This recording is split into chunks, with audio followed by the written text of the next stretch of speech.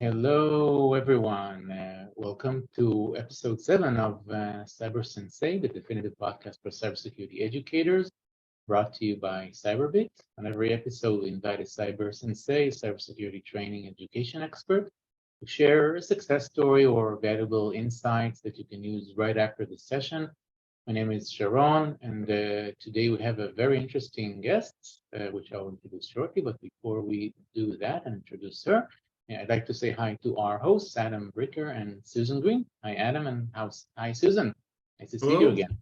Good to see you again. Hello. Yeah, long time. So we've not been around for 1 month. We've skipped our last episode. We've been quite busy and active sponsoring the NICE cybersecurity conference. I don't know if any of you have been there and got a chance to meet with us or see us. Susan, you've been there, gave a pretty impressive keynote. And I wonder, any interesting takeaways from the event? Yeah, absolutely. It was great to be on site and see a lot of folks that are realizing that their programs certainly can be improved. And we saw a lot of interest with respect to experiential learning and the value of hands-on education. At the end of the day, it's really super important that these institutions have real-world hands-on experience that they can then share with potential hiring managers. So a lot of visibility on workforce readiness, and also some interesting programs that are out there where, for example, UTSA, their goal is to train about 1 million folks over the next year. You have Fayetteville Tech Community College, where they're doing a lot of interesting things with the program there, getting their students workforce ready. So it was great to spend time. It was great to be in Seattle, and I guess next year we will be in Texas.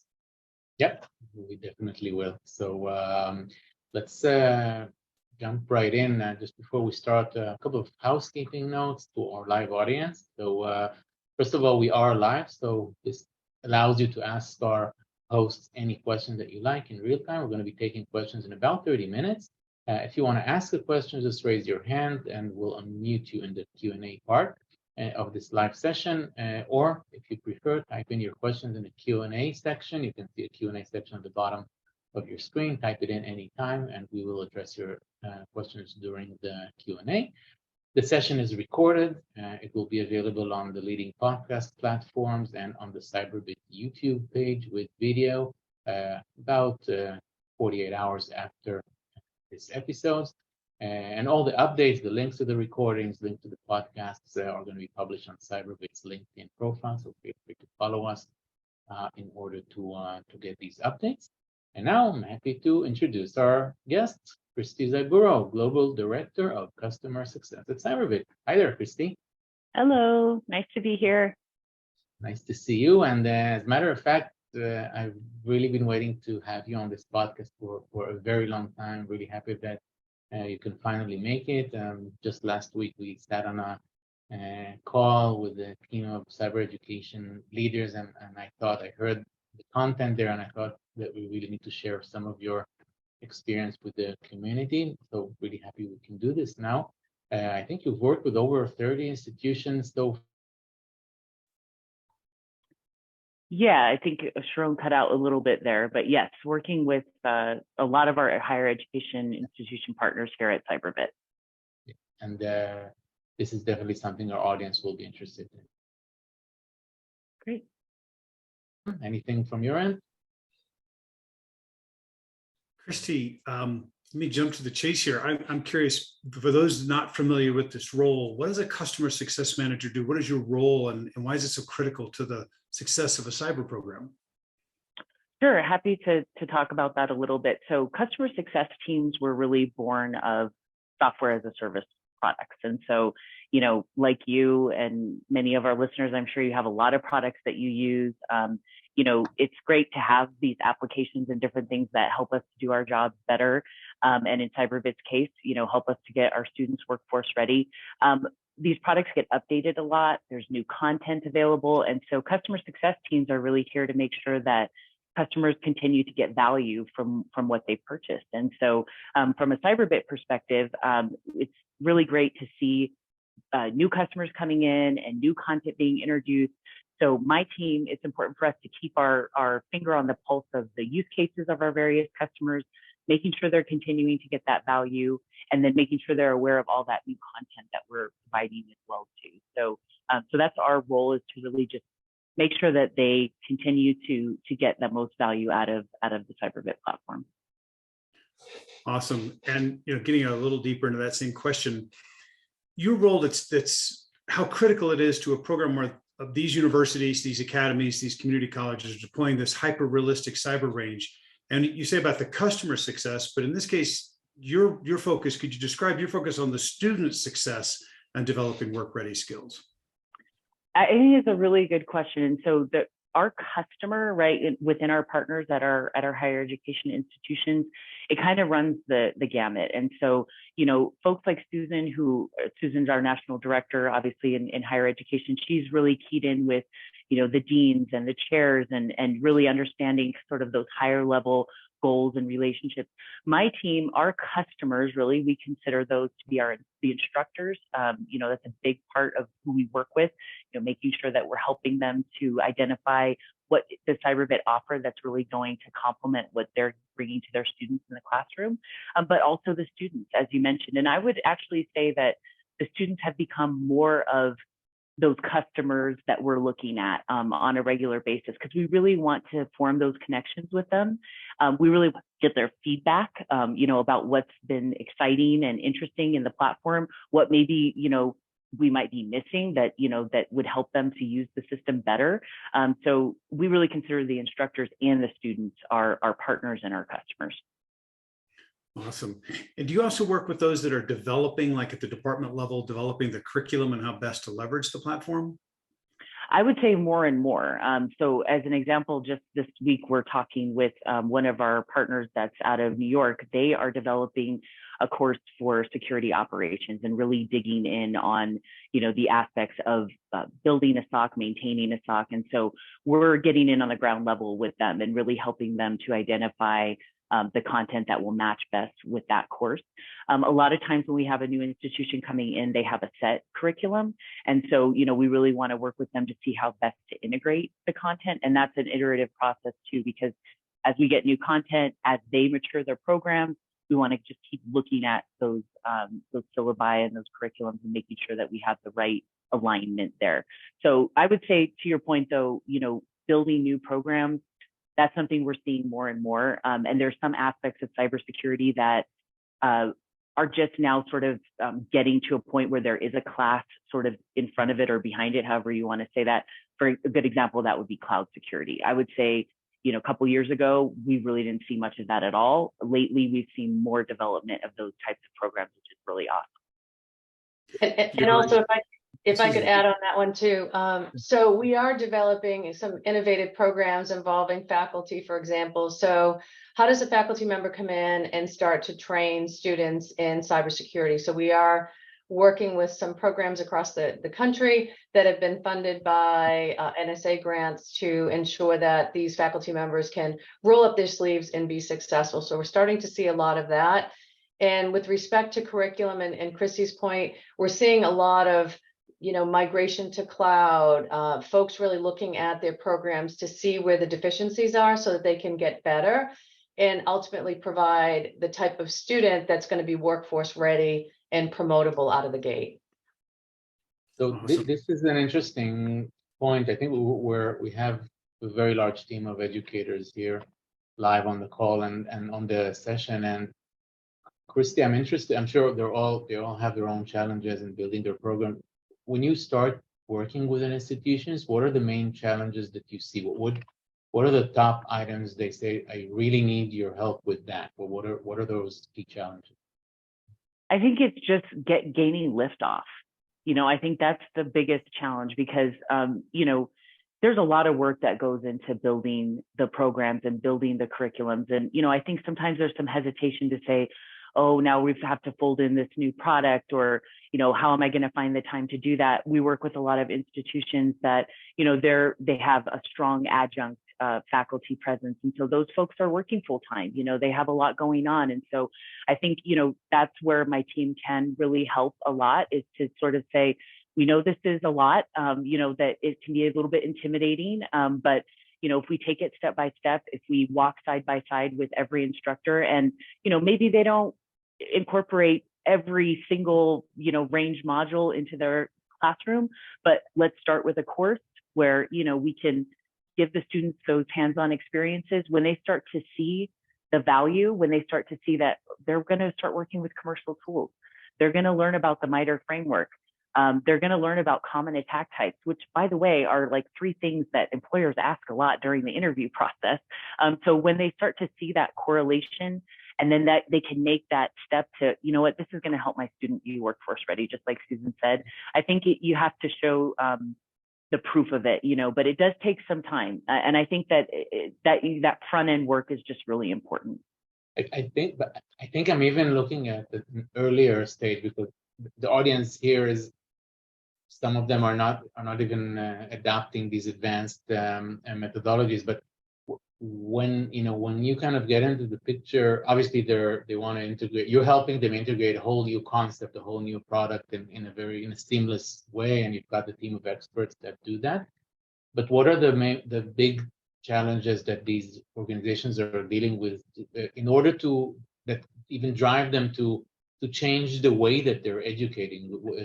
I don't know if you have the answer for that, or maybe Susan, but do you have any idea? I think Susan definitely has good insight on this, but I think it boils down to what she was saying earlier, which is that they're seeing that their students maybe aren't getting those jobs right out of the gate, and that also the retention in their programs may not be where they want it to be.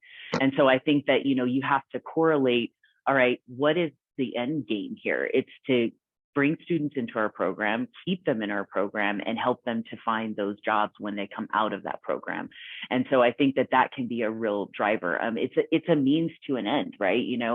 And so that's, I think, the bigger picture that, a lot of people are embracing. And I don't know, Susan, if you would add anything to that.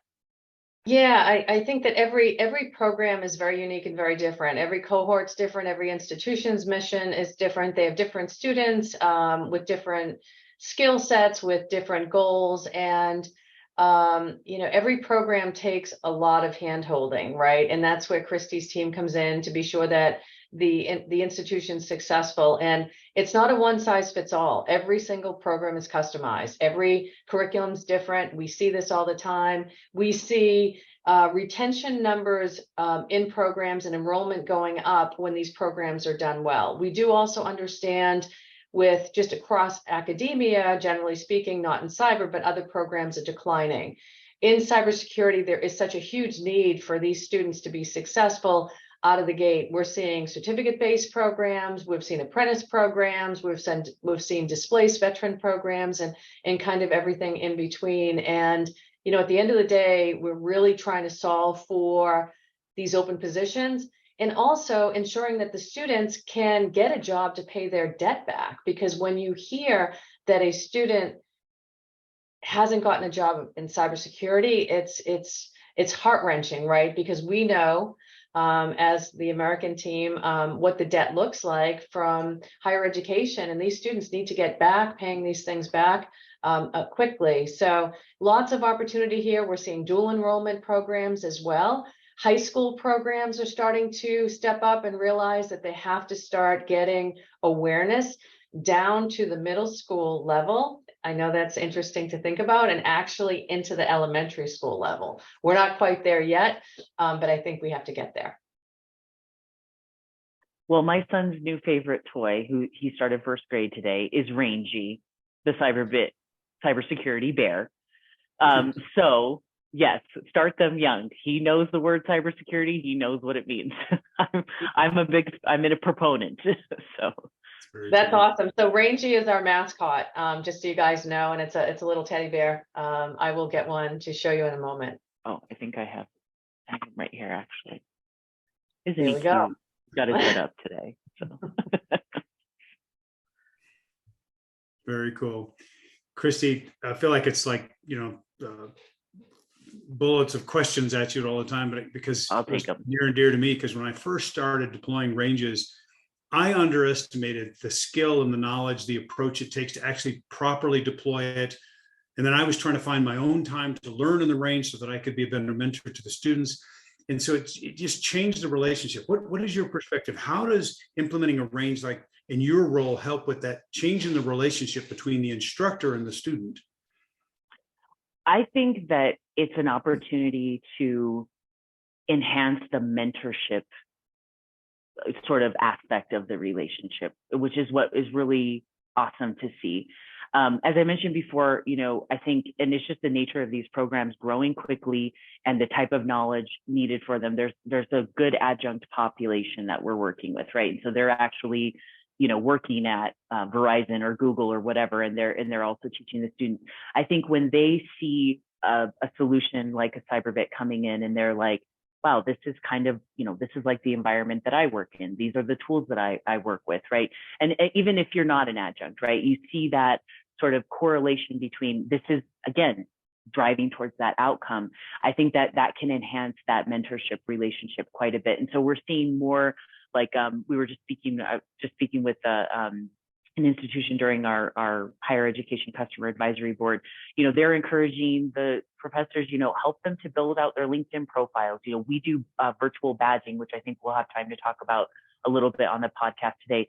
Building up, having those virtual badges as part of their LinkedIn profile, really, I think creating more of that relationship between the instructor and the student. I see that the range kind of really strengthens that a lot. And I think, for some of our instructors that maybe haven't been hands-on in several years, it gets them back into the game a little bit, which I think they appreciate, and allows them to, again, be a stronger mentor for the student. But I just to interfere, because we got some questions from folks who are not familiar with actually what is the range. When we say range, what do we actually mean? So Sure.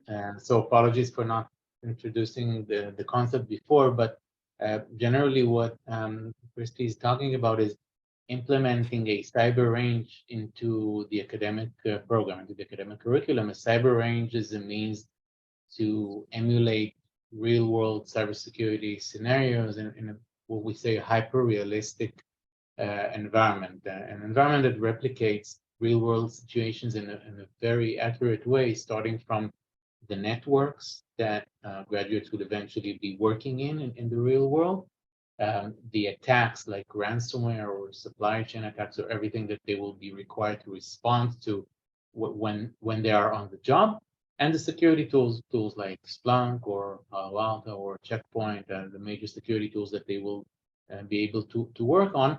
All that is part of that cyber range. On top of that, the platform includes various programs and courses, etc. And a lot of what Kristy's team is doing is helping organizations who want to create those workforce-ready graduates to realign, to readjust the program to include a cyber range, to integrate it into the curriculum. So how do I have a certain degree in cyber forensics? How do I add a cyber range on top of that in order to make my program much more hands-on, so that the graduates can be much better prepared for the workforce when they graduate? They basically already seen the tools, they worked on the tools, they saw the attacks, and that's when Susan was talking about high employability and sort of a preferred graduate. It's because they've seen a lot of what a cybersecurity expert sees on the job, and the whole onboarding process is much shorter. They're basically job ready almost as soon as they graduate. So we're talking about a cyber range, and apologies for not introducing that before. Then Adam, you can go to your next question. Yeah, and Sharon, I think about the range, the fact that the students get to see network architecture, they get to see the threats happen, they get to detect them, they get to put defenses in place and see what works and not. It dramatically helps not only their critical thinking, but then as they have to describe that back, what happened, how did they figure it out? It forces them to practice their critical thinking through how they verbalize that back to their instructor. And then when they can do that during the interview cycle, you could tell there's a whole nother level of competence of the person you're interviewing. But Kristy, I think about the mistakes that I made when I was deploying the range and several ranges to get my students these hyper-realistic real-world experience. I was trying to spend a lot of time, and I was frankly intimidated at the outset of learning the tool and how best to coach and mentor. And so if you could put that hat on, how do you help people like me, help instructors leverage a platform like this? Because it can be it's, by the way, it's a lot easier than it sounds, but it can be intimidating, especially if you're adjunct and you may not have worked with a platform before. Absolutely. And I think any solution, I mean, obviously, like, I work with Cyberbit, but any solution that you bring in, I think you want to make sure that you have a pretty intensive onboarding cadence, if you will. So I think, sometimes things have to be really kind of drilled in more than once, right? And so, some of the things that we do are instructor orientation sessions, and I've done sometimes 6 to 10 of these for any given institution, because schedules and everything, you have to be flexible with that. Like Susan was saying, every program is different. Student orientation, I think that's also a big part of the sort of weight and intimidation that can sometimes be on the instructors to be like, okay, I get this product, now I have to go and explain it to somebody else.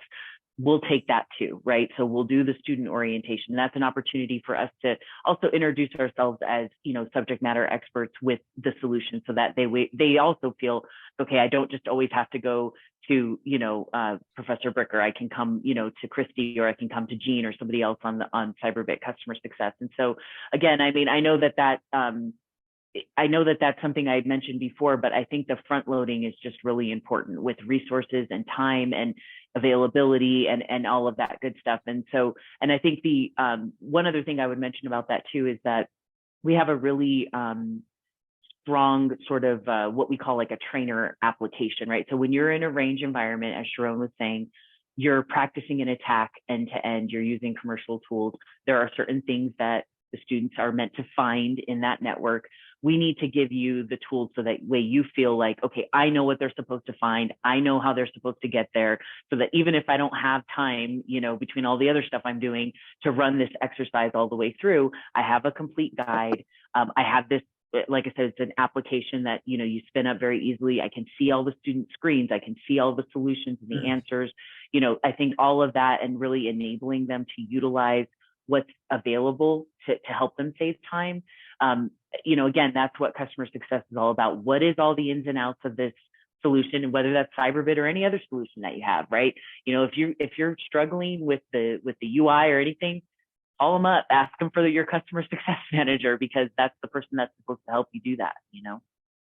Yeah, it was just such a time savings, but rather than have to set up our own networks and our own defenses and our own threat vectors, it just was a phenomenal time. Yeah. It was a bit all of that is plug and play. Yeah, for sure. You got to have that. Absolutely. Yeah. So at the end of the day, it's really about making programs better. And I know that there's been some comments with respect to leadership support. The most successful programs out there have leadership support. They don't always initially know what a range is. And what we've done is we've actually educated leadership on what a range is. And when we get to that point and we talk about the value proposition that exists with a range, it then becomes more of a conversation of, this can help us grow our program. This can help with student outcomes. This can ensure student success, faculty productivity. And those are conversations that have to be had at the presidential level, at the chancellor level, at the dean level. And when we engage like that, those are the most successful programs out there. So hopefully that answers a couple of the comments that are in the chat. Thanks. Yeah, there's some great questions in the chat, and we'll have to get to some of them a little bit later. Kristy, a few more questions. I know I'm super inquisitive here. We talked about this definition of success: students getting job, instructors being able to spend more time mentoring, programs being sort of that light on the hill because they can be a hub for the community. But can you talk about a little bit of your experience in some of the student success stories? And I'm keen actually how your story, like what helped us a lot, were your live fire exercises and the competitions. So I'm keen to hear your perspective on the student success stories and the tournaments that you've run, the ICL. Yeah, so the student success, fortunately, we've been able to connect with a number of students to learn about the positions that they've been able to get into straight out of school. So we have some folks land at Verizon, Leidos. Sometimes they stick with the institution and they end up being the person who kind of like runs the range for their hub. So there's a lot of opportunity, coming out from there. I think what's kind of cool about working with with my team and working with Cyberbit is that, yes, we do have a large presence in higher education. We also have a big presence with MSSPs and private industry. And so we learn a lot about what they're looking for. And I will tell you, and this is from large healthcare organizations we work with huge financial institutions. One of the main questions they're going to ask during the interview process is, have you participated in any cyber range competitions? Have you done a CTF? We call our solution, it's a live fire, those end-to-end attacks, but that's the question they're asking. And I tell you, if the student can say that they've done it, and even better than to say that their team won something, that is significant. That can be a very significant thing to get them further along in the process. They ask about things like MITRE attack techniques, and do they understand that? Do they understand common attacks? And, tell us about a breach in the news, tell us about an attack flow that's recent, tell us about the Move It breach, right? So all of those things, that timeliness, I think, really plays into like the competition piece that you were talking about. I think being part of those competitions, even if it doesn't have to be the, Cyberbit Collegiate Cup, it can be something regional. And that's something also that we help our institutions with is, smaller competitions that might be just amongst a consortium of schools. Maybe it's just within a school. Those are all things that we've found are becoming more in our formula of success as well too. Yeah, one of the things you helped a lot out that I would advise everybody here consider to help create that partnership with your local hiring, of course, the global hiring partners as well, as you say, listen, we're going to create a competition between our students and your professionals. Yes. Yeah. And when they go together and they see how and you can mix and match the teams, there's lots of different ways to do this, but a lot of the employers are stunned at how fast a platform like this accelerates the students' learning. And not just individually, but how they would work together as a team. Everybody uses these fancy terms like, collaboration. No, how do you collaborate in a deeply technical environment against an adversary, not just going along to get along as part of a team? It was an eye-opening experience for our employers when they got a chance to see our students in action.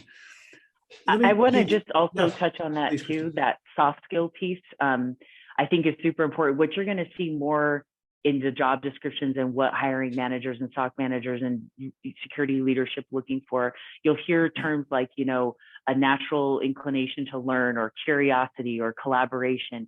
Those are hard things to evaluate. But if a graduate can come into that interview situation and talk about having worked as part of a team to solve, for a scenario, a breach, or a simulated attack, that is demonstrating that natural sort of, curiosity that they expect out of, a person that's joining a security team now. And so, in a previous life, I worked a lot with penetration testers, and, they were they were friendly to a degree, but there was a lot of friendly competition amongst each other.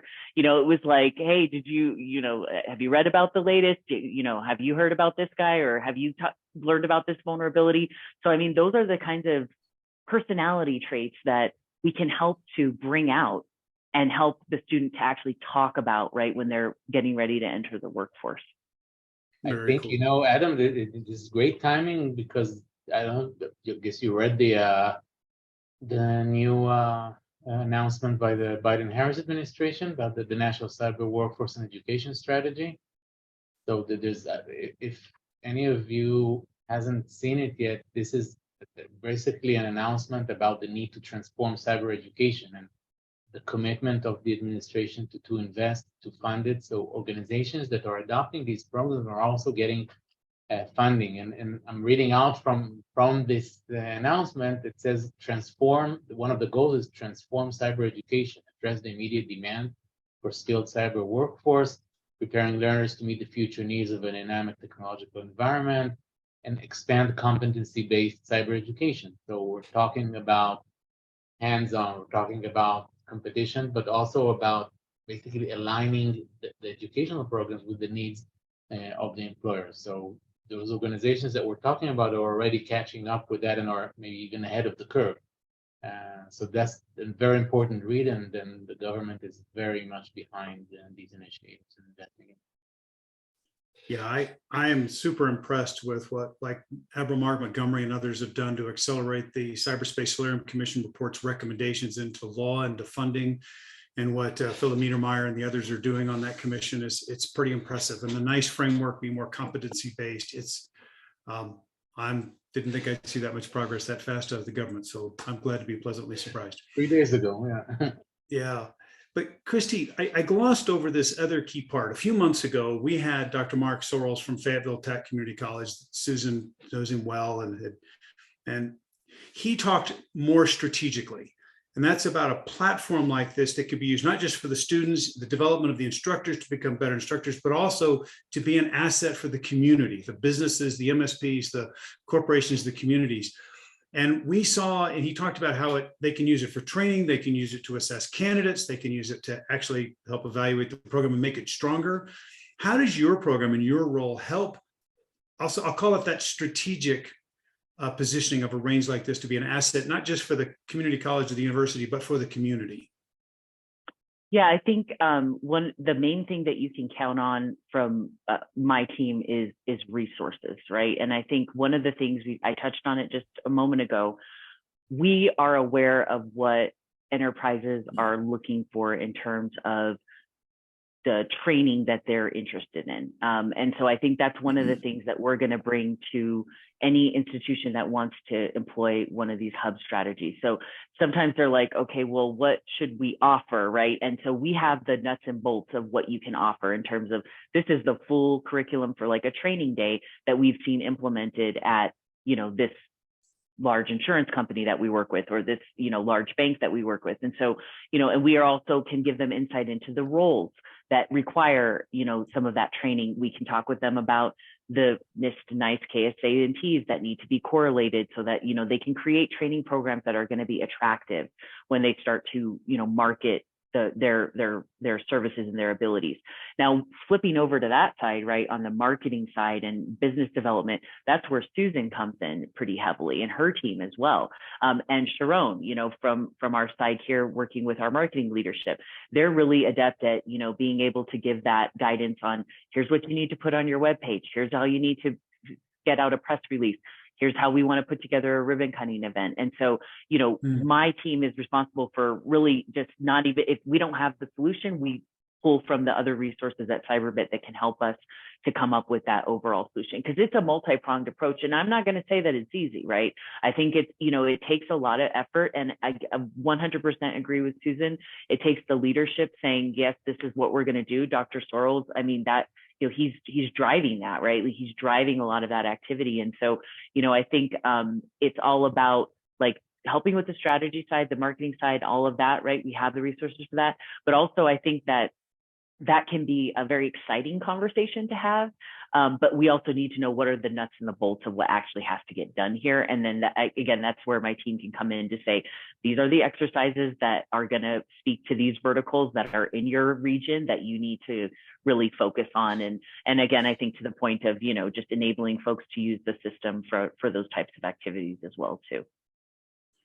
Kristy, as you know, I'm an intensely curious person. So I have like 7 hours worth of questions, but I'm going to pause. I just want to say thank you for what you did to help me, because I thought I was good at some of this stuff and I wasn't. It takes a professional sometimes who's good at what you do as to the customer success and helping me get better, helping our instructors get better. So thank you for that. But there's lots of questions here, and Sharon, I'm going to recommend turn it over to you. Yeah. Let's start addressing to honor those that are here.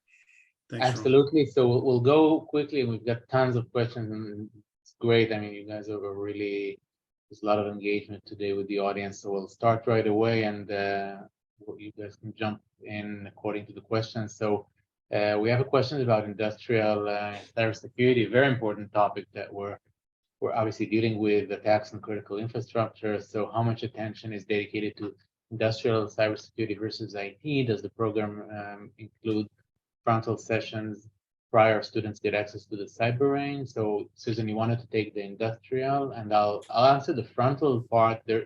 First of all, of course, faculty gets all the support from Kristy, but from the student perspective, the frontal is also interactive. So there's when students get into the platform, we don't immediately throw them into a 4-hour ransomware attack. There is a process to get them onboarded. There are videos, there's theoretical content, there's onboarding exercises. So they go through a very gradual process of getting them acclimated with the platform. They go into individual skill development and then gradually into the more advanced processes. So it's not exactly frontal sessions. We're actually kind of moving away. The industry is moving away from the frontal part, but there is certainly a theoretical foundation that is provided as part of this curriculum, as part of the program. And Susan, you wanted to talk about industrial cybersecurity versus IT? Yes, absolutely. So thank you for the question. So basically within the platform, we would, with Kristy's help, they would prescribe a series of content in advance of getting through these OT live fire exercises. The live fire exercises will have windmill turbine in the next month, oil refineries coming in, substations coming in, water purifications coming in. And I think something else too that's really important is as we launch these programs, right, we're getting into the busy season with back to school coming up, we do solicit feedback from our customers to understand what other content would you like to see? Is there something that we need to build? And dealing directly with Cyberbit as a manufacturer, there's an advantage there because we can build, as long as it makes sense, we can build things to help you extend your program, because at the end of the day, it's about making your program even better. So lots of visibility on OT. We've been hearing about it. That's fantastic. Great question. Love to see that question. And we certainly can help you there. And another question to you, Susan, is about the institutions that you visited in the NICE conference. I think it's referring to your intro. Yes. So the keynote. So UTSA, for example, their goal is to educate in cyber 1 million folks over the next 5 years. Carolina Cyber Center, they're doing refugee camps. There's some talk about spousal programs for military folks. We also have University of Maine at Augusta, where they're actually a hub, and what they're doing is they have a student-led initiative where they're replicating different environments up there, replicating, doing failover, regression testing, a very, very sophisticated deployment. Purdue University, that's another one. They're doing upskilling, reskilling programs. Happy to take the questions offline if you want to reach out. We're always happy to talk, because these hubs are really important. We're seeing a lot of this across the country. I think a lot of state and local governments realize the value of having cyber range, and every state's taken a different approach to it, right? North Carolina is funding the academic institutions through the state of North Carolina, Commonwealth of Massachusetts. They're actually getting funded by the Commonwealth for Cyber Trust Massachusetts, and their strategy is to put the higher education institutions up on a hosted environment. That's phase one. Then they're going to move to municipalities and then over into corporate America. Thanks. And that's just scraping the surface. There's so much more. We know that. And thank you very much. And I think the next question, Kristy, is great for you. Do you have a set curriculum that universities can adopt? So maybe you can talk about the set curriculum and then the curriculum alignment and the flexibility. Yeah, sure. So the short answer on that is yes. There are certainly pre-built courses and curriculums that we can share and that we're happy to help you to deploy. A little bit of a longer answer there is that curriculum assessment is a process, right? And so it starts with talking with Susan, right? When you're initially talking with us about bringing the solution in, we do an assessment, which we kind of consider like, here's the art of the possible, because generally we're not getting a ton of information about every class that you have in your program, but we're getting enough so that we can give you, here is what we feel like you would align. Then when you actually, come and start to work with my team, that's when we're going to drill in on with each individual instructor on each individual class. And that's where we kind of turn the assessment into actual map. And so we're looking then at, okay, what kind of questions do you have on your midterm? What do you expect out of them, out of the final? What textbooks are you using? And so those are the things that are going to help us sort of narrow down the possible to the practical. And, and then, sometimes there's going to be, we want them to train 6 hours per week, whereas, it may be a little bit less for some others. And then I call it a process because we just iterate, right? And so, there may be new content that gets introduced. We need to fold that into your curriculum. You may introduce a new program. We need to create some mapping for that. But I think for folks that are just starting out, 100% we have the pre-built kind of stuff. I mean, we actually in our solution, we're introducing kind of different modes of being able to look at our content. And so one of those modes is higher education. And so we're really grouping all that coursework together. So these are your courses that are great for a certificate program. These are great for an associate. These are great for a master's. So all of that is totally visible and something that we can help you to leverage so that you don't have to reinvent the wheel. And I think, and there's obviously the basic, which is pre-built.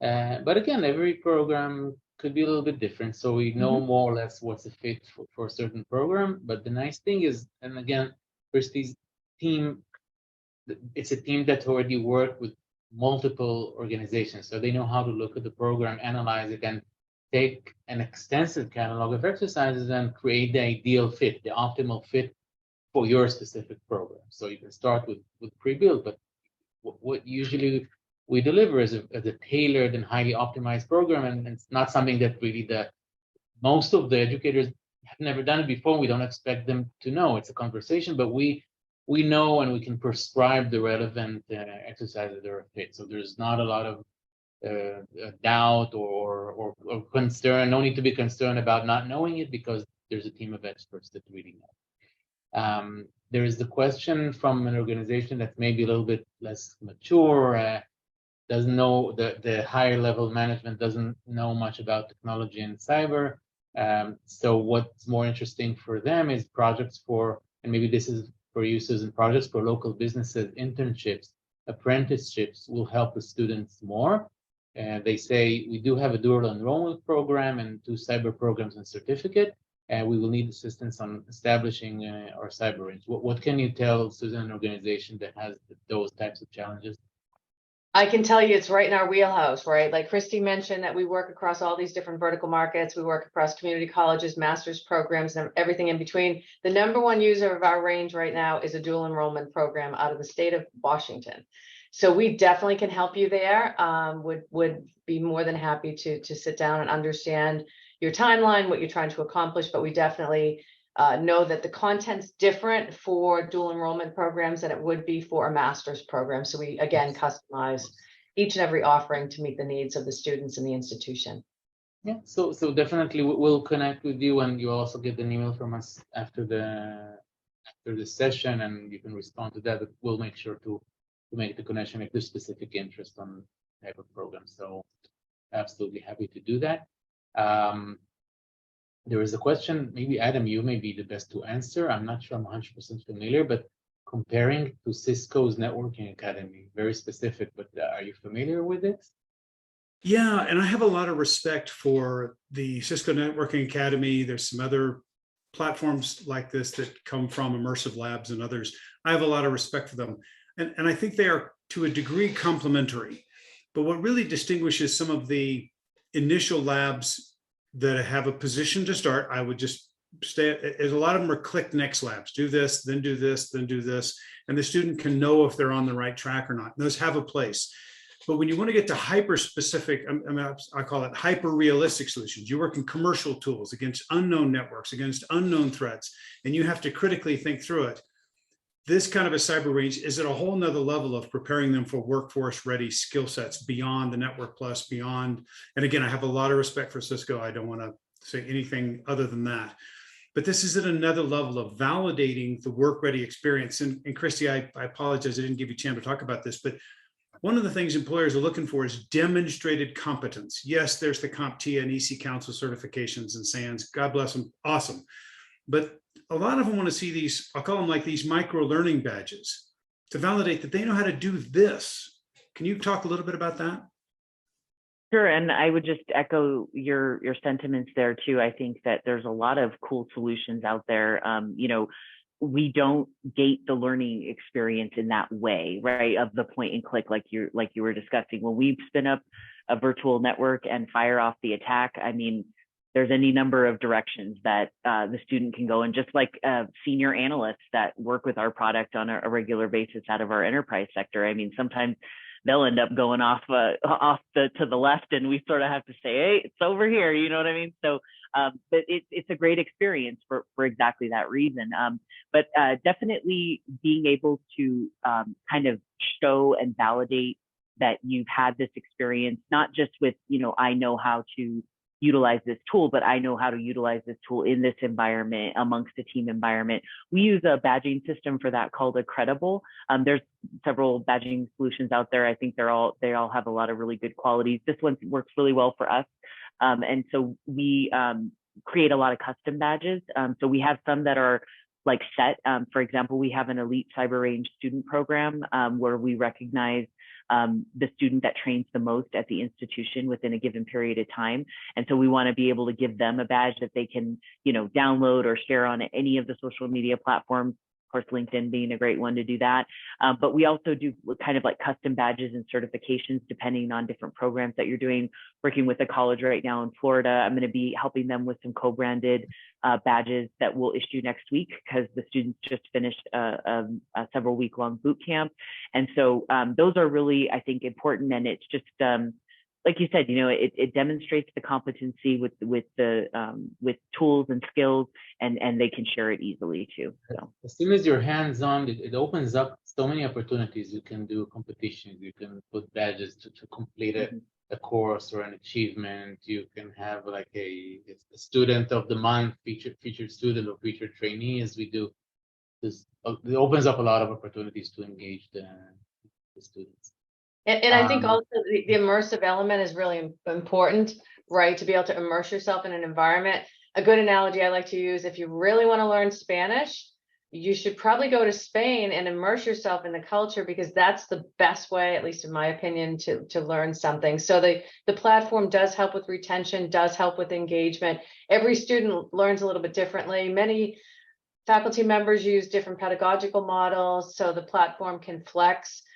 Can be as basic or as comprehensive as a faculty member would like. And there's also quizzing, assessment, scoring within the platform. You can develop learning paths to meet the student wherever they may be on their learning journey. Every student's coming in with a different skill set. Thanks. We have not a question, but a statement from a hiring manager that talks about challenge of hearing what you're saying, and talks about the challenge of having to onboard, even for entry level, to onboard for over a year, a graduate to onboard over 12 months when it's someone who graduated from cybersecurity, and the need to bridge this, the need to close this gap. And I think this is basically everything we're talking about today, because these students are basically workforce ready in a few weeks. They're ready for the role. So I think that's an interesting statement. Well, yes. Especially when you can expect that somebody might try to look for another job in like 18 months. You're spending most of your time onboarding them. So yeah, try to cut that down if we can. There is increased retention. I'm hearing that when you have this program in the organization, not in the university, but if they also have a training program with the cyber range, I've already been hearing that it increases retention within the organization. There's an interview that we're going to publish on our LinkedIn profile with one of the states that the employees actually said, I'm staying here because I have a cyber range. We're working on a cyber range, and we love it. We feel that the employer is investing in us and we want to stay there. Well, and I mean, just a quick comment on that too. Analysts can get fatigued from their everyday. I mean, if you're tier one and you're on the sim all day long, I mean, that's rough. And so I think breaking it up with these experiences is really awesome. So I just totally agree with you on that front. Yeah. There's a question that I'll take. It's quite simple and straightforward. There is an individual manager that's interested in integrating a cyber range into courses, and there's quite a lot of you are asking about it. Hands-on aspect is very important for my students. The question is, what other certifications can the cyber range help a student practice to test for? So first of all, there's pre-built certification prep courses within the platform. So there's a TIA, Security Plus, and Science Plus prep courses integrated within the platform. It's also pre-integrated with IC Square for CPE credits. So while learning or training, you actually gain your certifications even towards the CISSP if you want to build towards that. It's also something that you can do. And basically for almost any certification requires a certain element of hands-on skill development. So almost everything, what I talked about is courses that are actually pre-built, integrated right into the platform, but for others that are not, and there's obviously hundreds of them, hands-on practice can really help. Adam, is there anything else that you want to mention about preparing for a certain certification using the cyber range? Yeah, and if I could knock out 3 or 4 questions here at the same time, because Yeah. the Cyberbed as a team has already done the extensive work to map these, I call them micro-learning exercises, to the different certifications, CompTIA, Sec Plus, UISP, et cetera, that people might be pursuing that are very valuable. And they are a differentiator for some students coming out to have those certifications. The platform, somebody asked, like on tablets, cell phones and stuff like that, typically to do these, you want the real estate of a bigger screen. It is a browser-based solution, so low cost from your infrastructure to implement. And then David asked a good question here about the experience with oral examinations, and I'll give you a quick thing of what we did. We knew we had these micro-learning exercises mapped to the NICE framework and mapped to the certifications we wanted them to achieve. Let's just say Sec Plus, for example. We would launch the exercise for the students, and it was video recorded, and then the students had to splice, they had to talk verbally about how they were approaching the problem. What did they see? What information were they look for? Questions like, what information, should it become available, might prove that I'm wrong? And they had to demonstrate their critical thinking. Thus, in the oral assessment, oral examinations, they are hands-on, quote unquote, solving the riddle, solving the problem. They're talking about how they're thinking and thinking through it. So the instructor, it made me as an instructor that much more efficient, because they would splice the video down into like 5 minutes. It may take them an hour and a half to do it, but then I could very quickly go through and assess their critical thinking, how they thought through the problem. Did they see this alert? Did they look at this log? Did they know how to, just do a header on an email, check the DNS, whatever? I knew what steps they could and should be thinking through. And by the way, sometimes the students were smarter than me. But anyway, that's what helped dramatically get to a validated assessment, because you had the learning goals and objectives. And then here was the golden nugget. They could take that video and put it as a link in their CV. An instructor, a prospective employer could see that 5 minutes. By the way, if they got it wrong, that's the great thing about the platform. Do it again. Learn from it. Do it again. There's no substitute for time on task. And so while it can be instructor-led, it also can be a fire and forget. Let me just launch it anytime in the next 24 hours, do your lab. And then we will assess it later, because the platform gives the instructor a lot of rich metadata on how to assess the student's performance and coach them. Kristy, what did I miss and forget there? I think you hit everything there. And I just have a small story to share from the other side, where we want the students to be.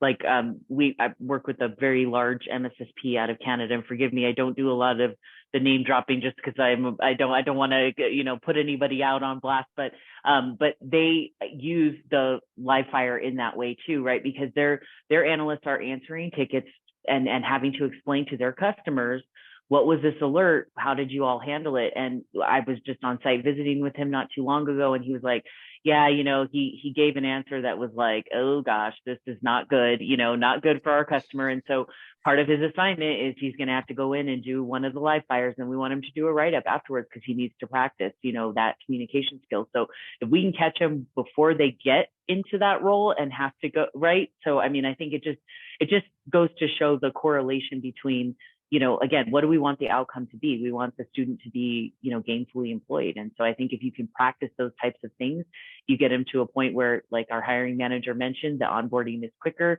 they're faster contributing to the queue, and, we get to that, get to that point, And also there's a question kind of in that same vein with regard to cybersecurity. So the standard of cybersecurity education really depends on the specific field or role within cybersecurity. So that MSSP that Kristy was talking about, they all have different roles, different responsibilities. However, some common areas of focus include understanding various types of threats, learning preventative measures, honing the different skills, and getting more proficient with some of the tools, developing a proficiency in risk management and instant response, and then really staying up to date on the latest cybersecurity trends and industry best practices. Continuous learning we see in the professional area, different certifications such as CISSP, CISM, CEH, et cetera, just to name a few as it relates to cybersecurity careers. There's a couple of technical questions that we will address by email just to make sure that we focus on higher level questions like integration with LMS that is supported and other technical questions. We'll be sure to reach out to those who asked about that and answer it by email. Is there a question? I think it's we've answered, but maybe we should clarify the Cyberbit generate curriculum. Someone wasn't sure. They attended a demo. They weren't sure that we do or we don't. But maybe Kristy, can you talk about? Maybe we don't understand what you mean by generate curriculum, but Kristy, can you try to answer that?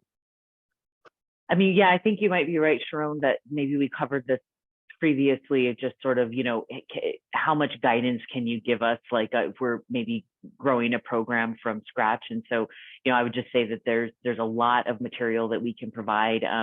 You made the point earlier, though, which I think is really important, is that, you do want to tailor it according to what your needs are and your student population, and the type of classes that you're running. Are they meeting in person? Are they all online? Are they transitioning careers and things like that? Those are all important things to take into account. But we absolutely have, kind of those pre-built plug and plays. Although I would say that there's always some tweaking that needs to be done here and there. But, I think the idea of sort of the intimidation of like putting together an entire content plan and learning journey will help to take that away by giving you a lot of kind of guidance and pre-built work. Yeah, maybe the confusion is about generating the entire curriculum from scratch versus the hands-on curriculum to align with an existing program. So again, if you're building a completely new program, we can work together to help build a hands-on program. If you already have a program and you just want to enhance it, we can help build the right combination of hands-on labs, live exercise that basically will support and enhance the program that's already running. So maybe this wasn't 100% clear, but if not, we're happy to keep the discussion after the session and help. There's a quick question about CyberRange ability to create simulations for competitions. I think we addressed that, such as capture the flag. So actually, kind of what the platform does is the opposite of capture the flag. It actually generates a live fire simulation where you're basically playing against a simulated attacker. The attacker is simulated by the platform. You're basically confronting a real-world ransomware. We're running multiple leagues, and maybe Shahar, if you have a minute, maybe put in a link here in the chat to a couple of the ICL tournaments that we've just run, and here's where you can learn more about the tournament that we're running or we're helping institutions to run themselves. The last tournament that we ran was with the Miami-Dade College. Actually, it was a collaboration. A huge success. 100 stock teams from all over the world participated, and that's something that we ran with a higher education institution with Miami-Dade College. Let's see if there's anything else that is worth. Adam, anything you feel we? I just want to put a plug in for David Knox. I think he wins the award for the best and the most questions. Somebody should send him a bear. Yes. Yeah, good, great. Yeah. And I know we're running out of time. Sharon and Kristy, thank you all so much. It's an interesting question that I'll close with and I'll set up. And that is, David asked this question about, Spain is a standard, right? Immersive language learning. What's the standard for cybersecurity education? I think the best that I know to advise David is the best standard for cybersecurity education or leveraging leading practices, which is a mixture of teaching, coaching, and mentoring. But the kind of standard for cybersecurity education to go work at the NSA on the offensive side is different than those that want to work in space, is different than those that want to try and go get a job with Rob Lee and the group at Dragos and Industrial Control. It's different based on your outcomes. But the leading practices associated with teach a concept, hands-on experience with that, coaching to figure out what you did or didn't do well. And then this competition, we're wired to compete. And those competitions are so, like, we created a rubric with 7 different elements: curiosity, critical thinking, discipline, et cetera. Agency under duress, which is the nice way of saying, what do you do when the human feces hits the oscillating fan? We would change things on them, and we had a rubric to see how they would perform. And so I hate to say it, David, but the standard, there's no substitute for putting in the effort to what are your outcomes and objectives you want for the students, and then leveraging these leading practices on how to get there. I Yeah, wish I thanks had very much. get the answer, but- I love that Kristy, answer. thank you so Thank much. you. This was a lot of fun. For being Thanks, here. Kristy. It was I learned Thanks, so Susan. much. I'm really happy that we were able to do this finally. And Yeah. as always, thank you, Susan. Thank you, Adam, for joining me here. It was a pleasure.